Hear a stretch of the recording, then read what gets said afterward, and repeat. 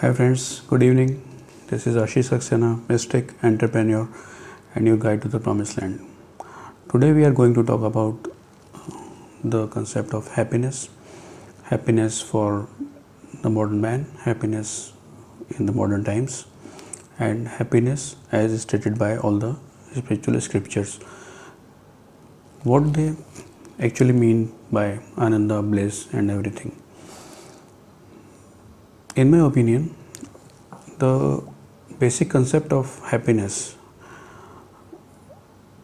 I think there are several stages of happiness. One is what we feel from the instant gratification when we eat something and or when we watch a comedy show. That's a thing which brings a smile on our faces.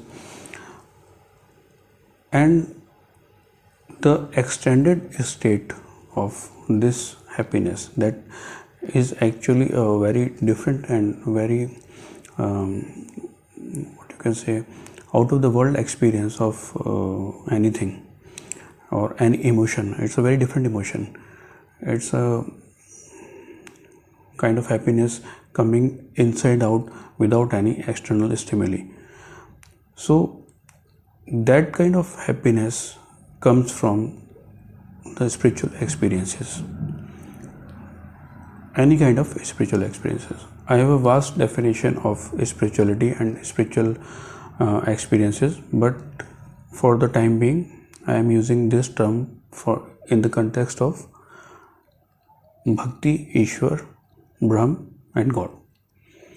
So the basic thing that one feels when he reaches at a certain point of his spiritual practice, any kind of spiritual practice, he feels a certain kind of happiness coming from deep within.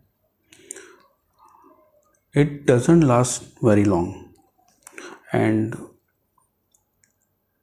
sometimes it happens that the people in the proximity of that particular person also feels the same kind of happiness. This is the basic spiritual experience.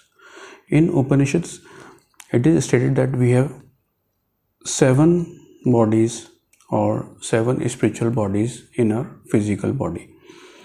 The last one is the last Purush that is said is Ananda. So the ultimate aim or the ultimate experience of any spiritual practice is to reach that stage of bliss. As Joseph Campbell said, that follow your bliss. This thing and all the spiritual things are actually the same phenomenon. So if you want to think that what I am getting from a particular spiritual practice, and if you think that meditation or any mindfulness or any kind of spiritual practice or meditations or you can say the different yogic kriyas can reach you to a calmer state of mind, but that calmness is not everything. There's a different state of mind, a different level of spiritual consciousness that creates a kind of bliss, a happiness. So one has to aim for that bliss. Once you experience that thing, that feeling, that emotion, then every other thing or every experience of the materialistic world will lose its attraction. That's the basic point of virakti.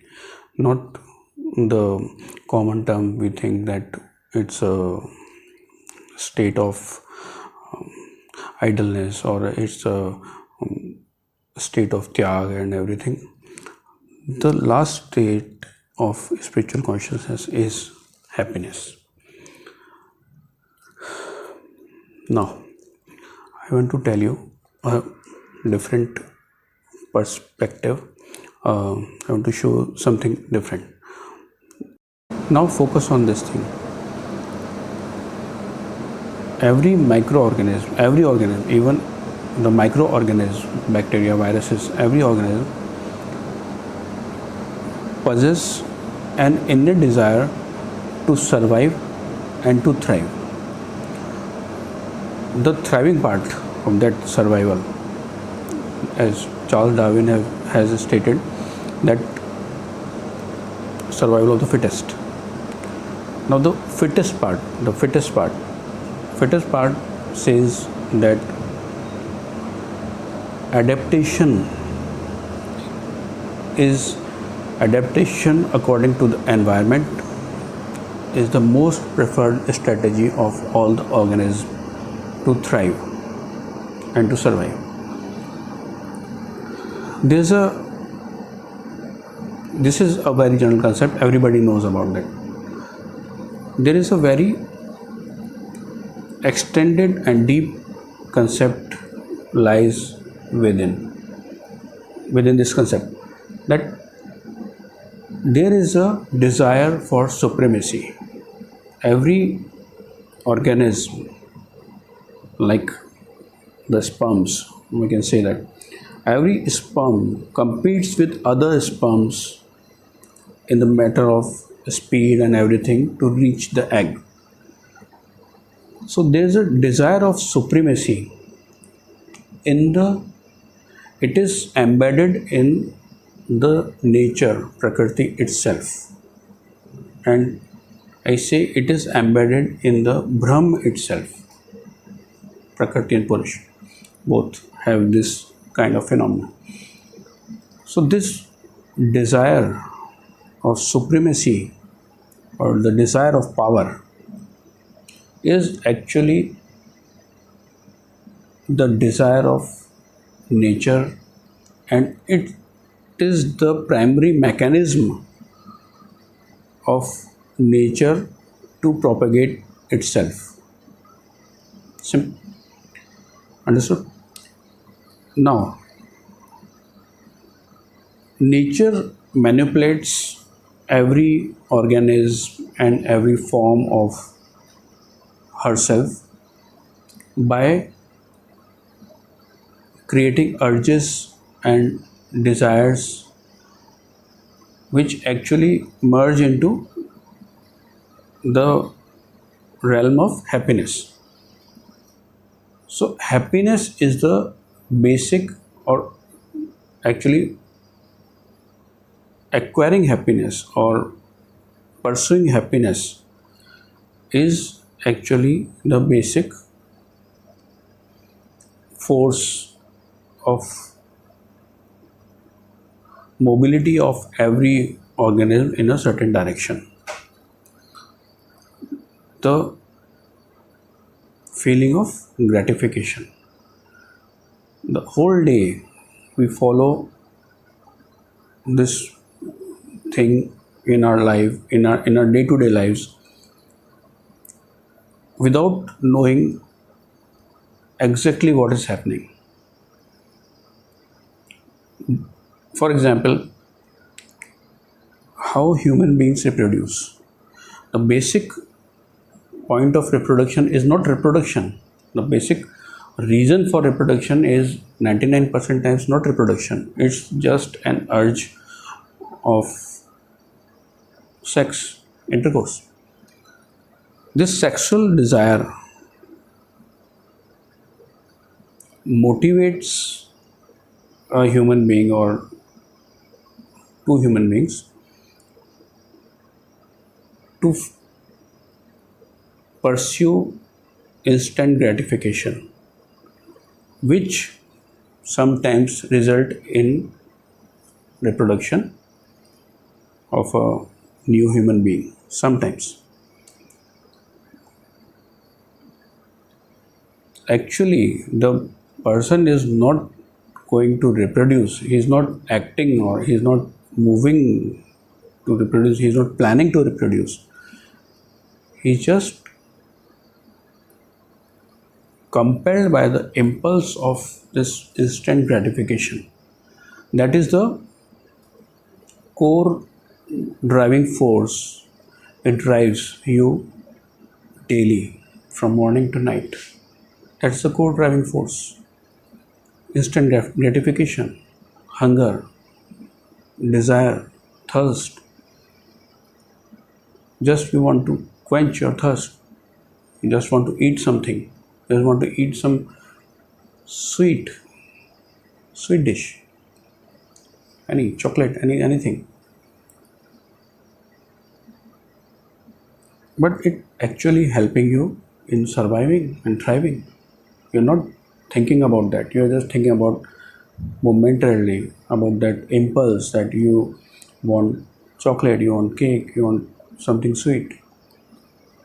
All the plants, all the trees actually adapted themselves for their reproduction. They are dependent on the taste of the mammals and the birds around them. So this concept is word taste. So actually these trees have understood the concept and the point of what actually a mammal feels eating his fruit. So the tree understands the taste a mammal is getting after eating his fruits. That is why that's the main mechanism, that mammal will come and eat his fruits, and then his seeds can reach to the far environments. And these are environment specific too, like in deserts, watermelon. You see watermelon. Watermelon has water content in it. So a mammal gets attracted to the sweetness and the water content of the fruit without knowing that he is propagating and transferring the seeds of that particular plant.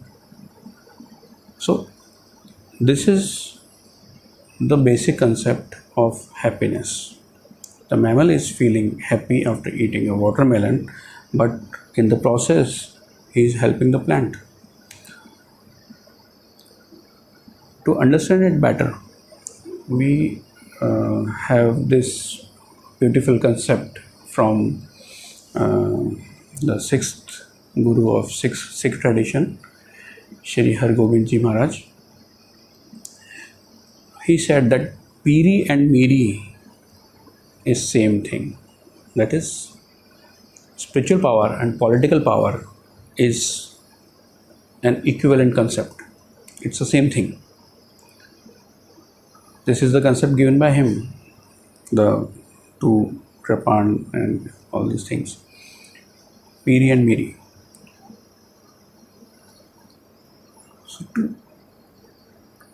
So the desire of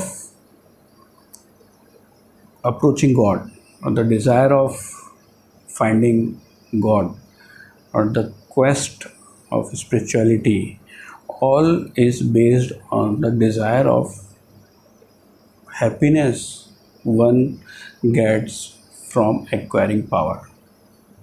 It's a desire of spiritual power. The Shakti tradition, the concept of Shakti. The person is moving towards the Shakti tradition and is going towards Shakti. So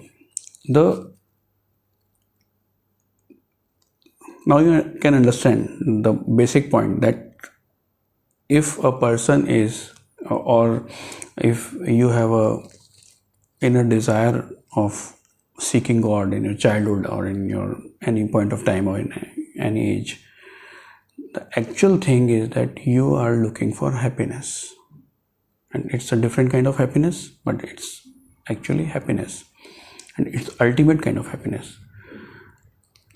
So what we can derive from this is that power gives you the ultimate kind of happiness.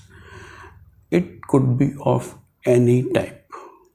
That is my broader concept of spirituality.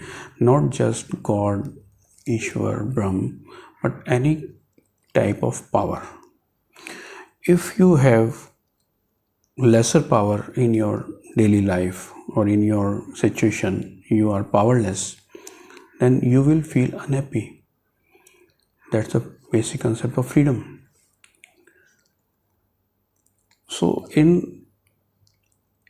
we can say that in these modern times, due to this democracy and all the system acquiring power from the individual and centralizing it to some particular people, and the masses are not having adequate power in their day-to-day lives, that is creating a mass unhappiness in the uh,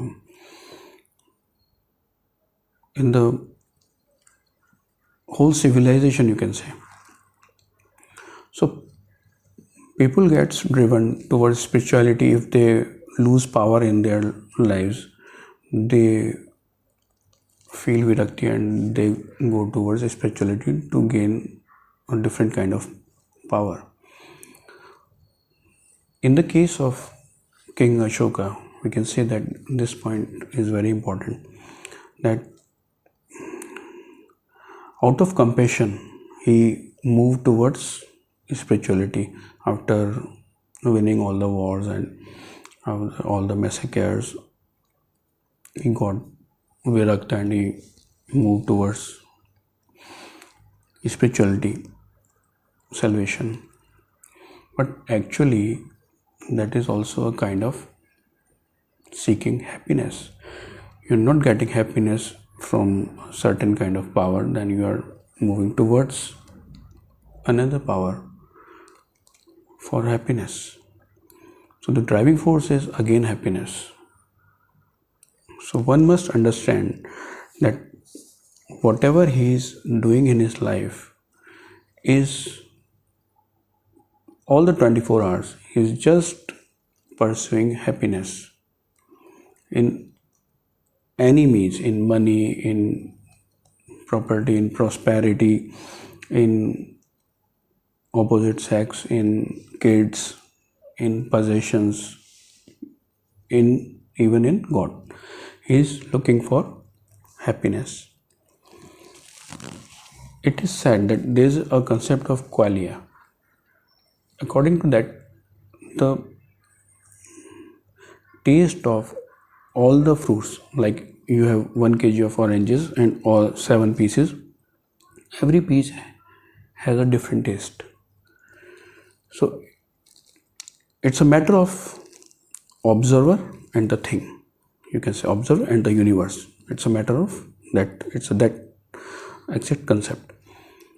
So sometimes different individuals have different taste of happiness. One seeks in money, one seeks in political power, one seeks in God. But the core concept is pursuit of happiness.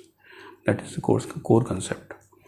And it's a very natural urge and very natural desire to seek happiness, to seek power. The point is, we should understand the whole meaning and whole concept, that why are we doing this, why are we compelled to do this, and what are the compelling forces and what are the impulses we are having inside, and what is the purpose of that impulse. The purpose of seeking God is seeking power and becoming a advanced version, self-actualization, or you can say self-identification, or becoming a far better human being, far powerful human being. That is the core concept of spirituality. one should understand that, and one should clarify his mind from all other doubts. Once you have clarity of the goal and the process and the experiences and the feeling you are getting all get clarified. This is called illumination of the goal. If you have your manjil in front of you, then the problems you face in the journey doesn't matter that much. This is for today. It's a very passionate subject to talk about. Just seek happiness and experiment with all the happiness you are getting in your life, and do let me know. Jai Mahakal.